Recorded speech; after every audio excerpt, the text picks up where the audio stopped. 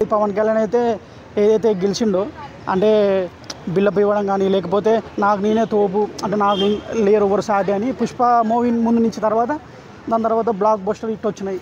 దాని తర్వాత ఇక నాకు నేనే తోపు అని గర్వం ఫీల్ అయిపోయిండు. డబ్బులు ఉన్నాయని పడేసిండు. అందుకేమో వాళ్ళంటే రేవంత్ రెడ్డి అని పేరు కూడా చెప్పలేకపోయాడు. అంటే ఇంతకుముందు గౌరవ అంటే కేసీఆర్ అని పేరు కూడా చెప్పలేకపోయాడు. అంటే ఎందుకు అంత గర్వం ఎందుకు?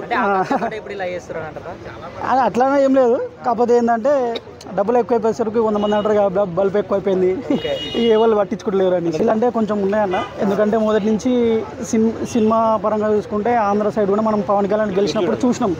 అదే పవన్ కళ్యాణ్ గెలిచినప్పుడు మనం చూసినాం.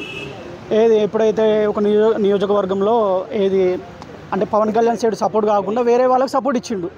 ఇప్పుడు వాళ్ళ ఫ్యామిలీ సైడ్ సపోర్ట్ కాకుండా ఇతని సైడ్ సపోర్ట్ ఇచ్చిండు.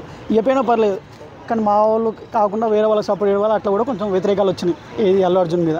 అదొకటి. ఇంకోటి మూవీస్ పరంగా ఒకటి. ఇంకోటి అల్లు అర్జున్ బెయిల్ పీరియడ్ అయిపోయాక ఆయన పరిస్థితి ఎలా ఉండబోతుంది? మళ్ళీ జైలుకి వెళ్తారంటారా?